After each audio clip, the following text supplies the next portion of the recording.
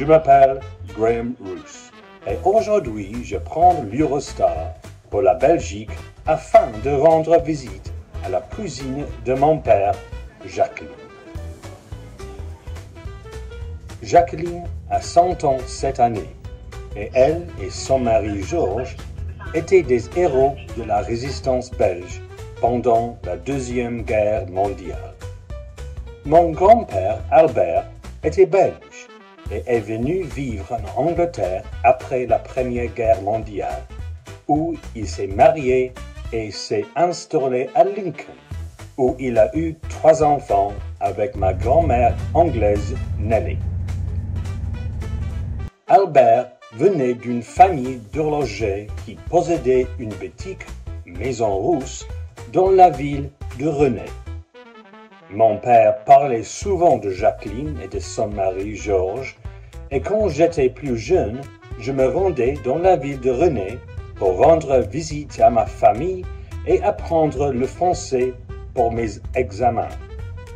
Mais maintenant, à la veille de l'anniversaire de la fin de la Seconde Guerre mondiale, je voyage pour interviewer Jacqueline sur ses expériences en tant que membre de la résistance belge pendant la guerre.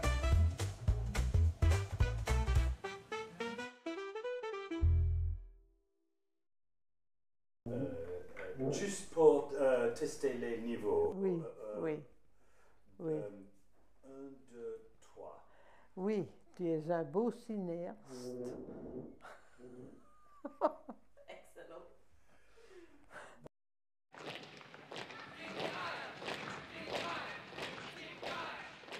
Comment les Allemands se sont-ils comportés lors de la première occupation de la Belgique?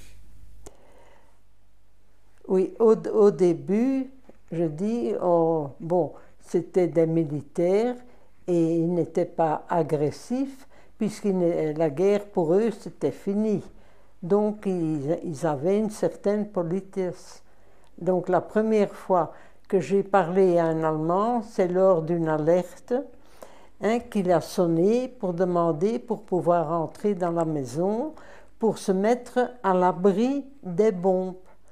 Et il a dit ça très poliment. Il est rentré, il a mis son vélo lentement, prudemment, il a remercié. Et bon, c'était quelqu'un de poli et de gentil. Ça, c'était le premier contact. Mais naturellement, la suite, on ne connaissait pas. Parce que c'était la paix. Au fond, c'était la paix. Eux ne devaient pas se battre à ce moment-là. La guerre était finie pour eux. Ah oui, ils avaient envahi la Belgique et déjà la France aussi en partie. Donc, ils sont, je dis, ils se sont adressés comme autorité. Donc, ils étaient chefs de la Belgique. Mais nous, on ne savait absolument pas ce qui allait suivre. Qu'est-ce que c'est la première fois que tu as réalisé que la guerre a commencé ici? La première fois, ils ont commencé par occuper tous les grands bâtiments, comme les écoles.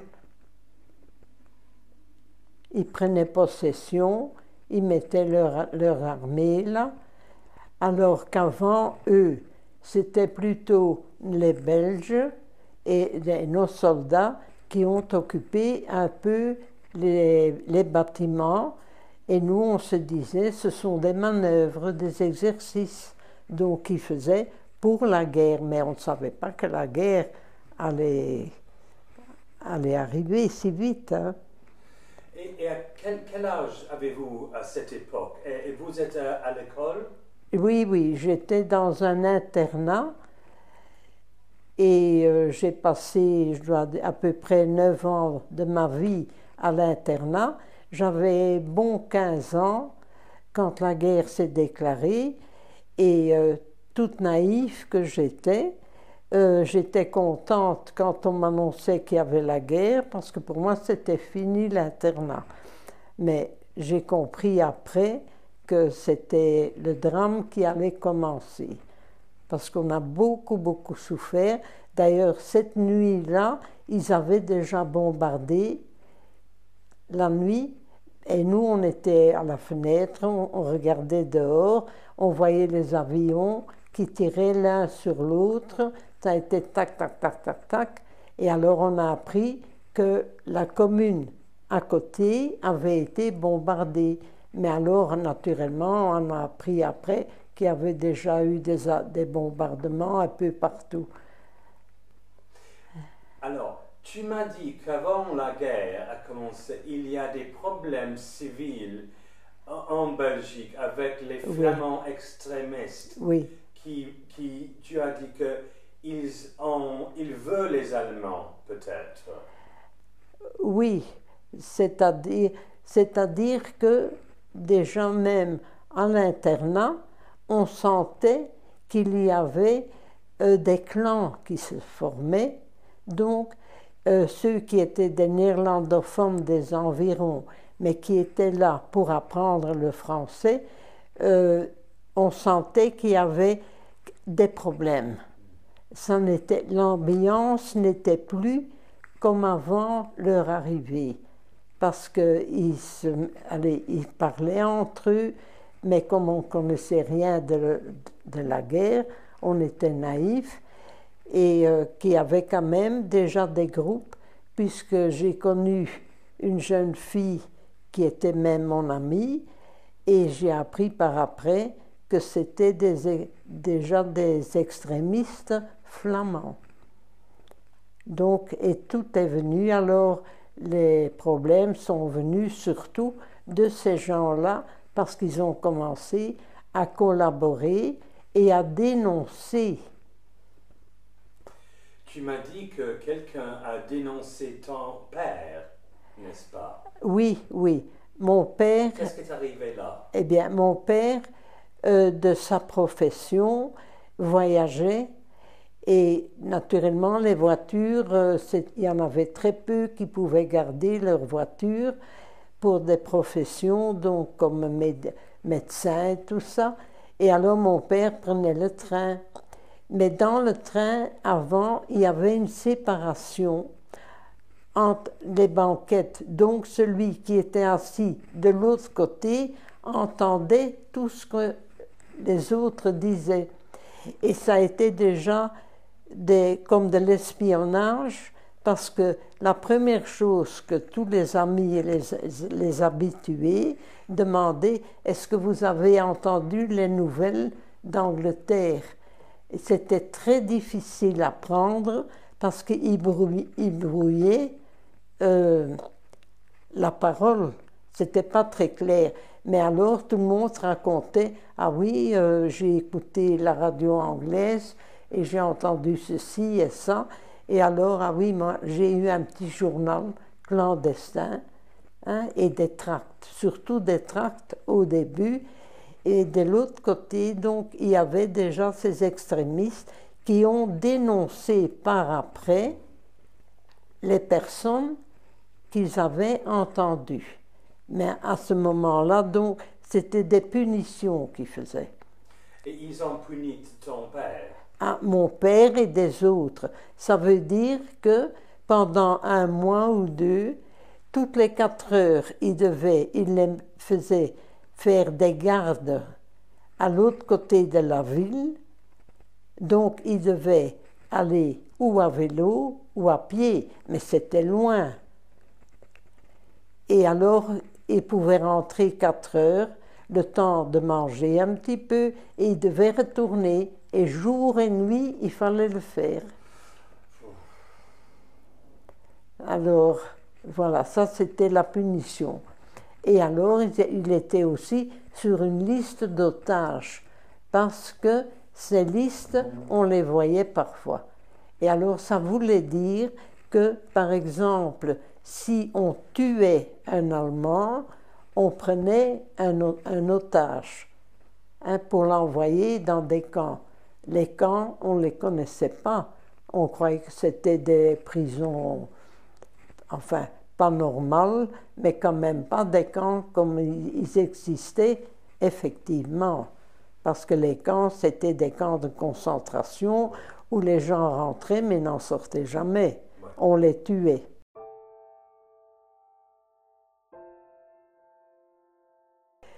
Mais c'était au fond, j'étais déjà dedans sans le savoir.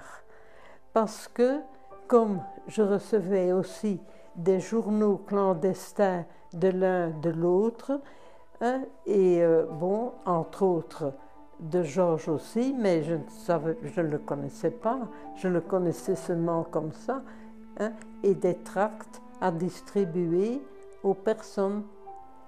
Et alors, de fil en aiguille, donc moi j'ai eu des contacts avec des personnes que je connaissais et qui étaient déjà dans la résistance à Oudenaarde. Et alors bon, c'est moi qui l'ai en somme engagé dans notre mouvement, parce qu'il y avait différents groupes de résistants. Donc notre groupement s'appelait Mouvement National Belge. Et c'est Camille José, qui était un religieux, qui a au fond fondé ça. Il y a toute une histoire sur lui. D'ailleurs, j'ai la documentation, comment notre mouvement national s'est créé. Et puis après, on a eu des contacts, donc ça fait comme une boule de neige. On connaît l'un, on connaît l'autre. Hein, moi, je voudrais aussi, et moi, je voudrais ça. Et bon, on a formé un groupement quand même très important. On avait, entre autres, une équipe de choc. On appelait ça une équipe de choc. Ça a été une douzaine de personnes qui étaient un peu plus âgés, pas vieux, mais qui avaient déjà été à l'armée, donc qui avaient certaines connaissances. Hein, comme par exemple, ce Georges Van Herpe avait été à l'armée, et quand on a eu des parachutages, on a été très contents parce que lui faisait le SOS pour l'avion quand il tournait autour pour savoir s'il pouvait descendre. Et la première fois, enfin, c'est pas la première fois, mais une fois, les Allemands étaient dans une prairie, mais juste un peu plus loin. Donc, il a fallu avertir, et c'est lui qui s'est occupé de ça. Et alors, il a été un peu plus loin, jusqu'au moment où on a dit « c'est bon ». Et il y avait un fermier qui venait aussi, parce qu'il fallait transporter tout ça. Et ils avaient l'habitude, c'était les Anglais, de nous apporter et de nous envoyer de la dynamite pour faire exploser des villes entières. Parce que cette dynamite, on l'employait, on faisait des boules, et dans ces boules, alors quand c'était bien compact, on mettait on appelait ça un crayon. C'est-à-dire un crayon, comme si tu dirais un bic, mais dans ce crayon, il y avait donc un petit tuyau vide, enfin pas vide, avec de l'acide. Et c'est l'acide qui, on avait le choix, soit après un quart d'heure, après une demi-heure, après une heure, parfois 2 heures, ça dépendait où on devait les mettre. Et alors, donc, cet acide attaquait et remontait jusqu'au moment où il était au niveau. Ah oui. Et ça, on recevait ça par parachute. Hein.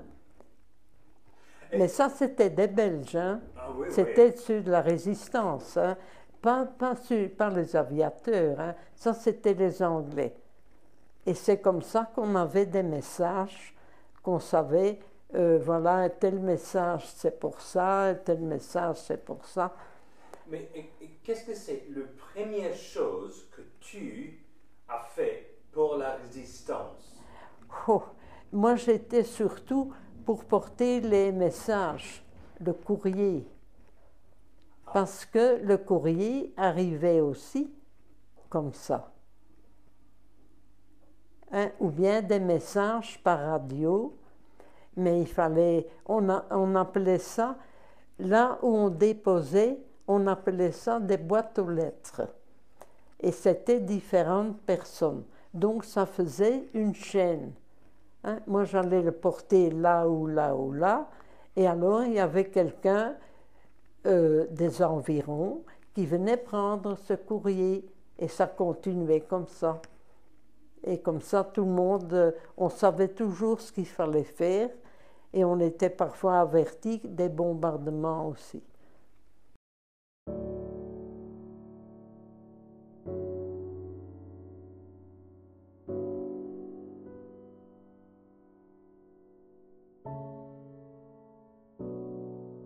Tu as parlé de Georges. Qu'est-ce que c'est là que tu as rencontré ton oui, mari? oui, mais dans le train. dans le train. Donc, comme je faisais la route, hein, parce que mes parents ne voulaient absolument pas que j'aille dans une école supérieure ni à l'université, j'étais une fille unique, hein, toujours avoir été dans un internat, donc avec une éducation très, très stricte et très naïve. Non, on connaissait, tout était tabou, on ne savait rien. Je dis, moi, je ne savais même pas ce que c'était qu'un homme, hein, parce qu'on était tellement surveillés de tous les côtés. Et alors, j'ai dit, dans le train, il y avait naturellement beaucoup de Renésiens. Certains, je connaissais, parce que c'était parfois des frères d'une amie, mais je ne connaissais pas tellement. Mais enfin, c'était quand même des Renésiens. Et puis, j'avais remarqué qu'il y en avait un qui me suivait, qui, quand moi je montais dans le train, un peu après, il était déjà là. Donc, je dis, oh là, je dis, moi je voulais mon indépendance parce que je ne pensais pas encore à avoir une liaison ni rien. Hein, et je dis, j'étudiais encore, je me perfectionnais en anglais. Alors, moi j'en profitais donc pour revoir mes leçons. Et, mais jusqu'au moment, je dis, où il est arrivé, parce que moi je rentrais au début d'un wagon et j'allais me mettre tout au bout. Mais pour finir, il m'a tellement suivi que je me suis trouvée face à face avec lui. Et alors on a commencé à parler. Je ne le connaissais pas et c'était un pur Renésien. Mais comme j'ai été 9 années en internat, j'avais pas d'amis, enfin pas de relation ni rien. Et alors un peu à la fois, donc on avait un sujet commun. J'ai certainement raconté ce qui est arrivé à Gand aux Beaux-Arts, qu'on était à un certain moment, que les Allemands sont arrivés, qu'ils ont fermé le local à clé, qu'ils ont commencé à fouiller donc nos mallettes, où nos affaires étaient dedans, et après 2 ou 3 visites, il n'y avait rien, mais après, ils ont pris un jeune homme et probablement c'était une dénonciation parce que les Allemands, c'était impossible qu'ils nous connaissent. On n'était déjà pas de Gand. Mais c'était comme ça au départ. À ce qui paraît qu'ils étaient payés chaque fois qu'ils dénonçaient quelqu'un. Tu m'as dit hier que Georges est passé le premier part de la guerre de la Midi en France avec le maquis, n'est-ce pas? Non, c'est pas le maquis, ce sont les jeunes qui devaient être enrôlés dans l'armée belge. Et alors, naturellement, à tous ceux de l'âge, je ne sais pas préciser tout à fait, parce que bon, j'étais déjà pas un garçon pour être enrôlé, mais ils sont partis en France. Et je me rappelle, ça c'est une anecdote qui est même amusante, lui était un fils unique, donc fort gâté chez lui. Des sardines, il n'aimait absolument pas. Et alors, il dit, tout ce qu'on avait reçu dans le train, c'était une boîte de sardines avec du pain. Et il dit, il avait tellement faim que, naturellement, il a mangé ses sardines et il a même nettoyé la boîte pour la tenir, pour avoir à manger après. Parce que dans le train, on donnait du manger comme ça. Et il dit, j'ai appris à manger des sardines. Et il dit, il fallait bien, puisque sinon, je n'avais rien à manger. Hein, il avait de l'argent, mais il ne savait rien acheter. Alors, donc, ils sont restés dans le midi de la France, si je me souviens, à Foix. Foix, tout à fait en bas. On a été visiter cette commune après, quand on était déjà mariés, alors qu'on avait nos enfants, et comme on allait en France en vacances, on dit on va une fois chercher. Et là, il y avait quand même encore une ferme, parce qu'ils étaient envoyés là-bas pour faire des routes pour tolérer le passage. Mais je ne sais pas si ces routes, si c'était déjà pour Franco ou quoi. Ça, c'est un peu de l'histoire. Et puis alors, bon, comme tout était en paix, soi-disant en paix, mais la vie normale a recommencé. Donc, ils sont tous revenus et alors ils ont poursuivi encore leurs études, ceux qui n'avaient pas fini. Et Georges, lui, avait fini parce qu'il était professeur de français. Et là où il a été, ils ont fait énormément aussi pour imprimer, ça je crois que j'en ai parlé, pour imprimer les tracts et les journaux clandestins. Donc, à l'école, ils prenaient des imprimantes, ils les cachaient en dessous de leurs vêtements, ils rentraient dans leur chambre, ils travaillaient toute la nuit et le lendemain matin, ils remettaient les appareils. Ils n'ont jamais su que c'était imprimé avec les appareils de l'école normale. Enfin, mais c'était avec un ami qu'il a...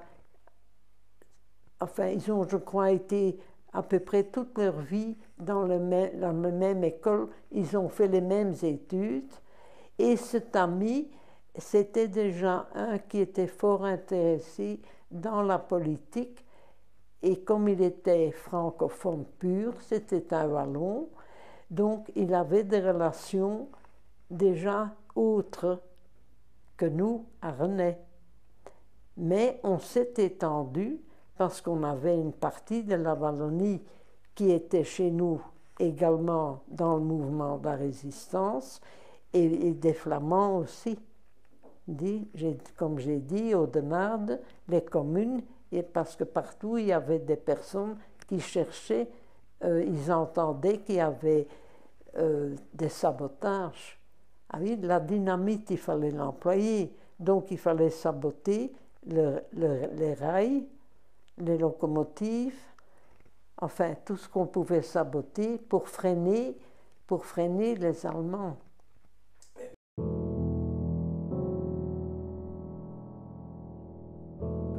Eh bien, moi j'étais avec les courriers toujours. Une fois j'ai dû, mais ça c'était suite à un parachutage, parce qu'on avait demandé pour avoir une pierre pour un prêtre qui se cachait dans le maquis.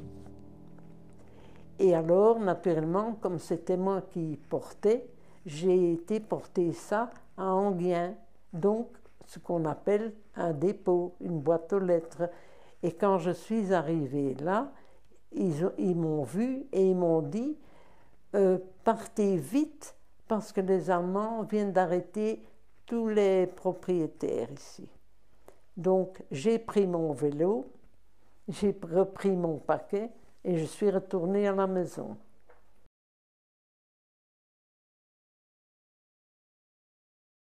Ma maman connaissait une amie au boulevard, pas loin, et elle s'occupait d'Anglais ou des Juifs qui étaient parachutés et qui n'avaient plus su fuir.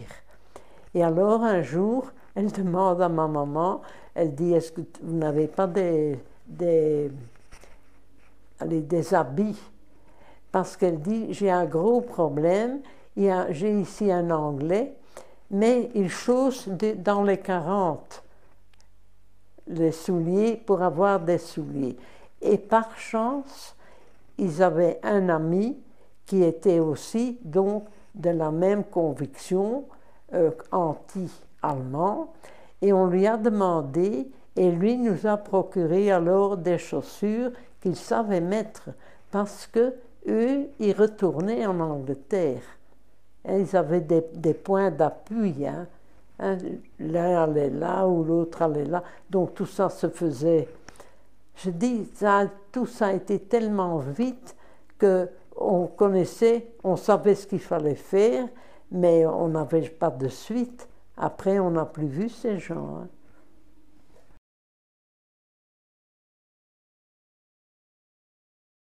Hein. Aux Juifs, pas tout à fait au début, mais après, là je vais raconter, on avait un ami, Gilbert Skerpings, c'était des Juifs. Ils avaient un magasin à Rennes, un beau magasin de porcelaine et tout ça. Et alors, lui travaillait, il connaissait très bien notre bourgmestre de Rennes. Et je crois qu'eux savaient déjà qu'il fallait faire fort attention. Alors, pour cacher la vérité, lui travaillait à l'hôtel de ville. Mais quand on a commencé à savoir qu'ils étaient derrière les Juifs, qu'ils les prenaient, qu'ils les envoyaient dans les camps, ce qu'on a fait un jour, le magasin, on a cassé tous les carreaux pour qu'ils croient qu'on était contre les Juifs. Et ça les a sauvés pendant un moment. Mais à un certain moment, comme son nom, il trouvait tout. Hein. Alors lui a été dans le camp de concentration, mais son bourgmestre était aussi dans le camp. Et je crois qu'ils sont restés dans le même camp. Il avait quand même un petit peu... oui, il était polyglotte, il parlait plusieurs langues. Donc, il était intéressé par les Allemands. Donc, enfin, je ne vais pas dire qu'il n'a pas souffert, il a souffert, mais moins, ils n'ont pas tué. Hein, il a pu revenir. Parce que vous savez comment ça allait là-bas avec les Juifs, dans les camps. C'était surtout les Juifs et les Russes à un certain moment aussi. Ils les faisaient venir dans le bureau. Et alors, c'était soi-disant contrôle médical. Et ils devaient aller dans une pièce juste au-dessus, et il y avait une porte là. Et dans la porte, il y avait un trou comme ça, qui donnait là. Et quand ils étaient là, on tirait d'un côté. Et ça, on l'a vu parce qu'on a visité. Et alors les fours et tout.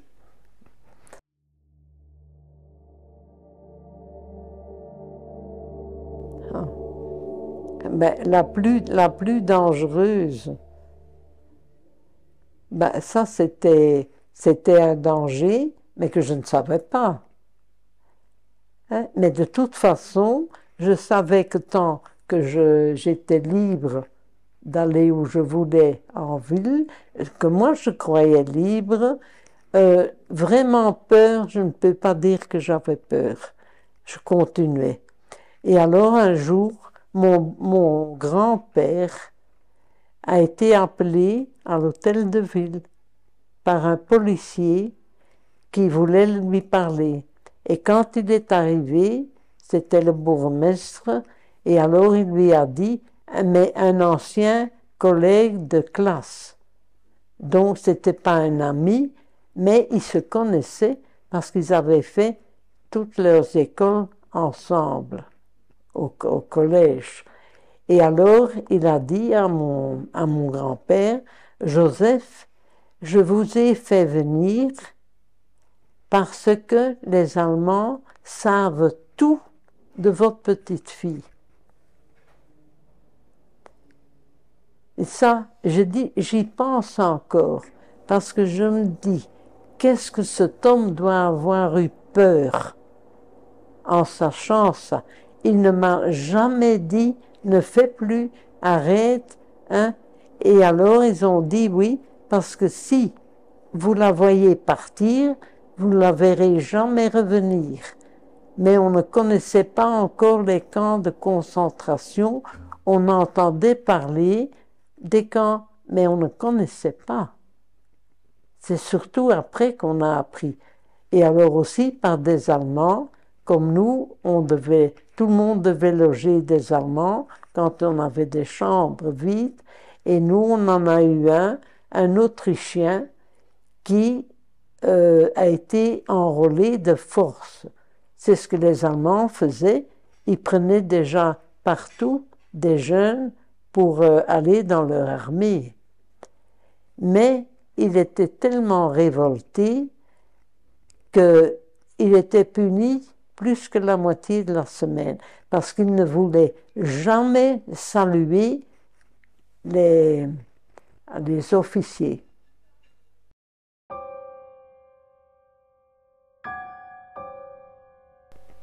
Et c'était un ingénieur, mais il était puni, il était simple soldat. Mais il n'aurait jamais salué un officier allemand. Et lui écoutait la radio anglaise, parce qu'il avait fait ses études en Angleterre. Et alors il nous a raconté que sa sœur, qui était pharmacienne, était dans un camp de concentration. Mais on ne savait pas ce que c'était un centre de concentration. Parce que personnellement, moi je me disais toujours, si jamais il m'arrête, je ne parlerai jamais. Donc on était avec cette idée, mais ne pas parler. J'ai de la famille et on a encore trouvé un papier il n'y a pas longtemps des tortures qu'ils faisaient. Ils arrachaient même le cuir chevelu des femmes, les Allemands. Ils en faisaient des... Allez, comment est-ce qu'on dit ça maintenant? Sur les lampes au-dessus, là. Ça ne me revient pas. Enfin, puis arracher les ongles, les dents. Et alors, ce qu'ils faisaient aussi, les Allemands, c'était beaucoup d'expériences médicales. Hein.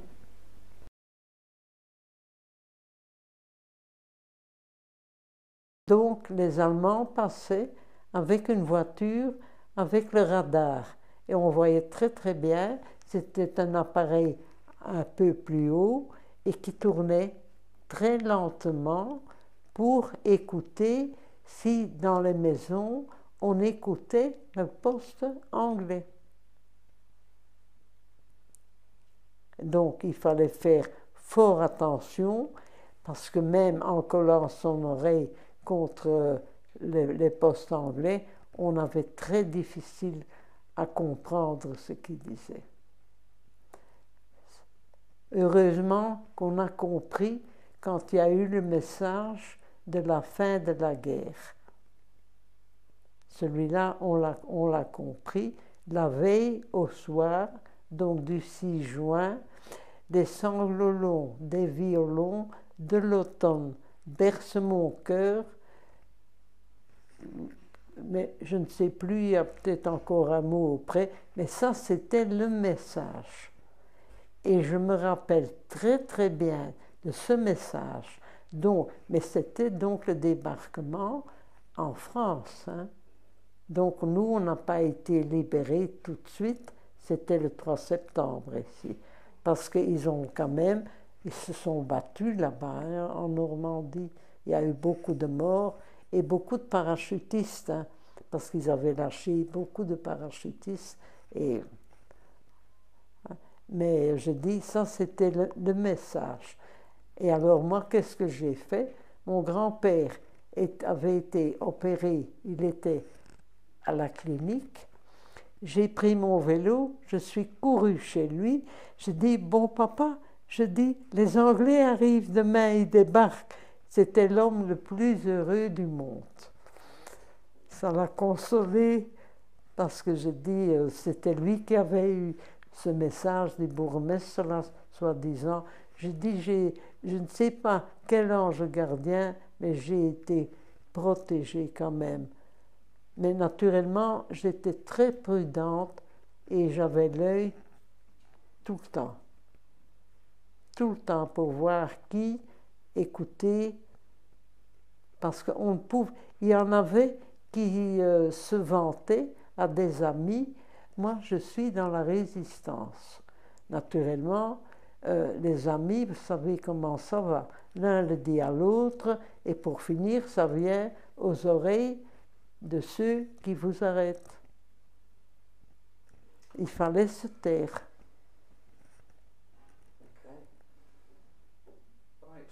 Enfin, grâce à Dieu, je suis vivante.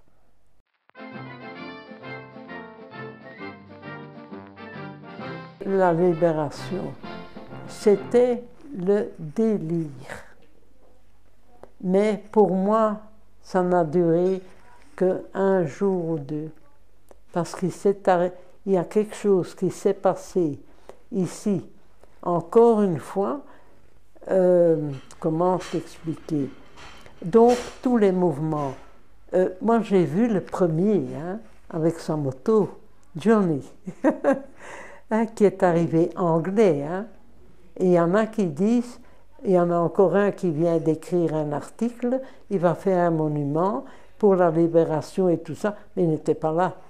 Il n'a pas connu ça. Enfin bon, c'est pas un méchant, mais c'est quelqu'un qui... il y en a comme ça de temps en temps. Alors moi je demande en riant, souvent, je dis quel âge est-ce que vous avez? Il dit quel âge est-ce que vous aviez à la guerre? Ah, je dis vous n'avez rien vu? Nous on les a... Et c'est la résistance, notre groupement, qui ont été les premiers à accueillir les Anglais. Notre groupement. Je les vois encore, il y a des photos de ça.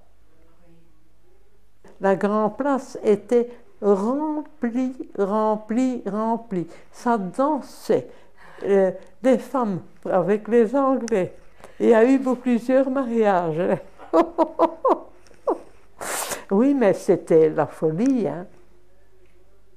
Et personnellement, eh bien, moi personnellement, j'ai pas su en profiter tellement parce que j'ai reçu la mauvaise nouvelle qui s'était passée à Vodek.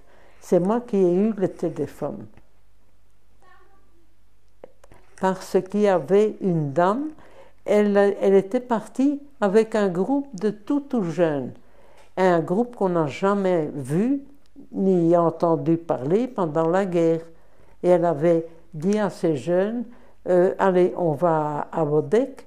Ils avaient dit qu'il y avait encore un noyau d'Allemands, d'une cinquantaine de soldats. 50, 1500, avec armes, tanks, tout le matériel. Qu'est-ce qu'ils ont fait? Les résistants, c'était des traîtres, hein, des mercenaires, hein. Ben, ils les ont abattus. Hein. Et alors, moi, j'ai reçu ce coup de téléphone. J'étais à l'hôtel de ville, à la place du bourgmestre. parce que eux, ils étaient partis, attention, on allait aider à gauche et à droite où il y avait des Allemands.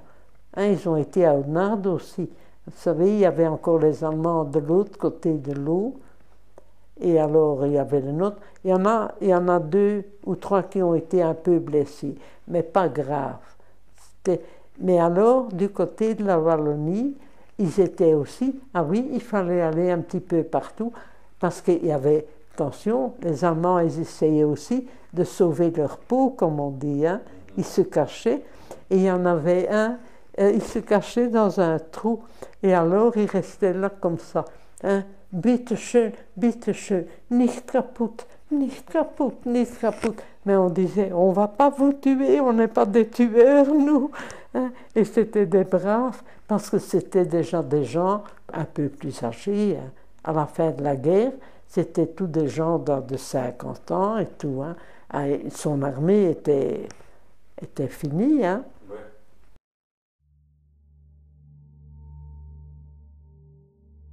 Notamment ce Van Lierde là qui avait dénoncé mon père, hein, ils n'ont pas eu facile, hein, parce que les gens, d'ailleurs quand ma maman était à côté, et ça a duré toute sa vie, hein, parce qu'il y en a qui ont été fusillés, hein, après la guerre, et quand maman était à côté, chaque fois que je lui disais, dis tais-toi, hein, je dis Salbosch, chaque fois. Et il savait quoi, hein. Mais alors, après un certain moment, c'était lui qui narguait, hein. Ah oui, parce qu'il y avait cette remontée de nouveau déjà des extrémistes, et ils se tenaient ensemble, hein. Mais même Xavier, parce que je dis c'est comme maintenant la montée des jeunes, donc des extrémistes. Nous on les appelait les flamingants. Donc c'était les gens qui pensaient comme eux avant la guerre, et alors après la guerre ils se sont de nouveau. Ils sont partis de René. Ah mais non, il y en avait qui se regroupaient à René. Il y a une fois eu toute une histoire le 21 juillet à la basilique. Pour une fois, on était à René et on entendait chaque fois raconter, donc c'était pour fêter le 21 juillet qui est la fête nationale. Mais c'était avec les groupements militaires, les résistants, les soldats, ceux qui avaient été dans la résistance. Et à un certain moment, eux, ils étaient dans l'église des extrémistes. Et moi, je me rappelle, cette année-là, donc on était là, et j'avais dit à Georges, je dis, pour une fois qu'on est ici, je dis, je vais une fois aller voir si c'est vrai, de ce que j'entendais raconter. Là, c'était des histoires de drapeaux et tout. Et alors, je rentre dans la basilique, et devant moi, je vois peut-être quand même bien une dizaine de rangées avec tous des jeunes. Tous des jeunes. Alors je dis, ah, c'est bien. Hein? Moi, encore une fois naïve, hein? Je dis, c'est bien, et il y a du monde, et il y a ces jeunes. Puis à un certain moment, on joue la Brabançonne. Ces jeunes, tous assis, hein? Il n'y en a aucun qui bougeait. Alors je dis, oh là, la Brabançonne, c'est l'hymne national. Et puis après, comme l'organiste, je ne vais pas dire que c'était un extrémiste, mais après, le doyen, parce que j'ai discuté avec le doyen, je lui ai dit, mais je dis, comment ça se fait? Je dis que vous tolérez ça. Je dis, le 21 juillet, je dis, n'a rien à voir avec la fête nationale. Je dis, ils fêtent la fête communautaire flamande le 11 juillet. Je dis, ça c'est leur fête. Et alors ils jouaient l'hymne le Vlaamse-Lie, le lion flamand. Mais enfin, les peuples de René ont pardonné ces gens? Mais non. Eh bien oui, on recevait un papier, décoré de ci et de ça. J'en ai eu plusieurs comme ça, parce qu'au départ c'était ça, puis après autant de temps comme ça. Et j'en ai une très belle aussi, mais tout ça est à la maison, chez moi. Et j'ai dit, et alors, je crois que celle-là, on l'a reçue, parce qu'on devait les acheter nous-mêmes, les décorations. 1, 2, 3, Officier de l'ordre de Léopold II. oui. Et c'est pourquoi as-tu reçu ça? Pour les fêtes de guerre. Ah, d'accord. Ça, c'est la croix de guerre avec palme. Ah, d'accord, oui, oui, oui, oui. La croix de volontaire combattant. La médaille de la résistance. Et Jacqueline, croix de guerre avec lion de bronze. Oui, oui. Chevalier de l'ordre de Léopold II. Ah, alors, oui, oui, oui. La médaille du volontaire combattant. Oui, oui. Et ça, c'est aussi un ordre national de Léopold II. Oui. Et quand avez-vous tous les deux reçu ces médailles? Oh, ça il y a déjà quelques années. Les années 50? Après la guerre? Après la guerre, oui. Ouais, Après la guerre. ouais. You must have done a lot of good things to get so many medals. Tu as envoyé beaucoup des Allemands au ciel, peut-être. J'ai envoyé beaucoup de chemins de fer par le ciel. Les rails, Oui, oui. les sabotages. Oui, oui, oui, Ça, oui, oui, oui, oui, oui. Qu'est-ce Non, que non. c'est? J'en ai encore, ça, je ne pas si C'est merveilleux, ça. C'est merveilleux, ça. Merci, Georges.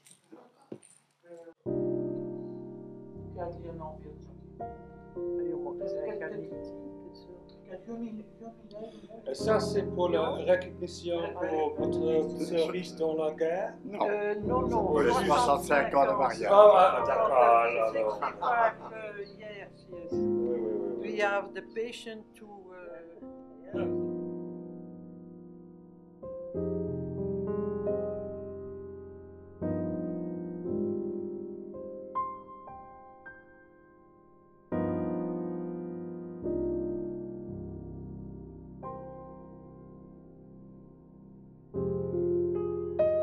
Ça a toujours été comme ça. Et le mois prochain, vous aurez 100 ans. Oui, mais on n'aura pas de décoration. Mais le roi, il téléphone pour dire allô? Ah, j'ai envie de lui téléphoner et de dire, Philippe, bonjour, hein, tu te rappelles au mois de décembre, là, quand on a été ensemble, un petit groupe seulement, hein, que tu es revenu et pour me serrer la main avec un sourire. Et alors il va dire, ah, c'est mon cousin qui m'a dit que je devais te téléphoner parce que lui, il est anglais. Oui. Bon. Pour le futur, eh bien, qu'ils doivent bien réfléchir parce qu'il y a eu énormément de morts à l'autre guerre, beaucoup maintenant des innocents aussi, hein, et qu'il faut apprendre à vivre ensemble dans la paix et travailler, parce qu'ils ne travaillent pas hein, dans les écoles, mais maintenant ils donneraient les diplômes comme ça, sans étudier, sans examen. Et ça ne va pas aller. Hein. Aux prochaines élections, il y a des mesures qui vont être prises que dans tous les domaines, dans le travail aussi, qu'après pour le chômage et tout, que ça ne va plus être comme maintenant.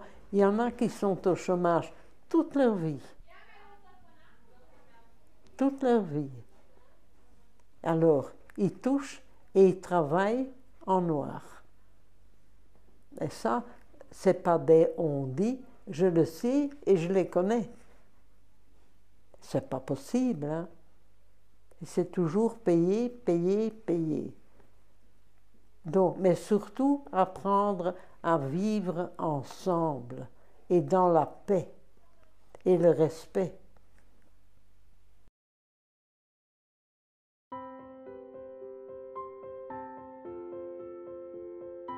Georges, donc mon mari, a écrit un livre sur la naissance de la résistance, comment ça s'est fait. Il a écrit ça en septembre 1994. Ce livre a été vendu à une allure très rapide et il a fallu rééditer 2 fois parce que ça intéressait beaucoup de personnes qui ne savaient donc pas exactement non plus comment ça a commencé, l'existence, parce que dans ce livre, on peut trouver donc toutes les divisions, parce qu'on existait dans toute la zone ici néerlandaise d'une part, francophone de l'autre côté, et alors, bon, on existait dans tout le pays. Et on avait même de la famille qui habitait Bruxelles, un frère de ma maman, qui était dans le même mouvement national belge, que je ne savais pas. Donc, c'est pour dire, c'était très très bien coté, parce que nous étions hors politique. Tout à fait. Parce que je dis, bon, il y avait, par respect pour eux aussi, mais il y avait l'armée secrète. Et l'armée secrète était un groupement, mais qui était plus composé par des anciens militaires. Déjà, donc, c'était des gens qui avaient une certaine formation. Hein? Et alors aussi, encore un groupement, FI, je pense que c'est comme ça. Ça, c'était plutôt communiste. Hein? Bon, ils ont aussi fait des actions et avec l'armée secrète, on a fait des sabotages ensemble. Hein? Mais le FI, ils n'étaient pas tellement nombreux là-dedans. C'était aussi déjà des gens un peu plus mûrs que nous. Parce que dans le mouvement national belge, on avait quand même beaucoup de très jeunes qui étaient enrôlés là-dedans. Donc, et tous ceux qui sont décédés, il y en a tellement hein, qu'on ne saurait pas oublier et ne pas les oublier. Parce qu'ils ont offert leur jeunesse, leur vie et tout. Et nous avons le bonheur d'être encore là pour pouvoir en parler. Mais il faudrait que ce soit un exemple pour la jeunesse actuelle, parce que ce qu'ils ont, eux, ce sont des cadeaux qu'ils ont reçus des parents et une vie plus ou moins normale. Mais pour le moment, on est retourné un peu à l'époque d'avant l'autre guerre, avec des mouvements anti-patriotiques, hein, et un petit peu l'esprit fasciste, et alors aussi des adhérents encore du mouvement de Hitler. Parce qu'ils trouvent que s'il avait encore vécu, ben, il aurait adhéré. Hein? Mais prudence, parce que vous ne savez pas où ça va nous amener. La photographie passée parce que j'ai dit j'ai une trop petite tête. Regarde comment veux-tu que je mette ça.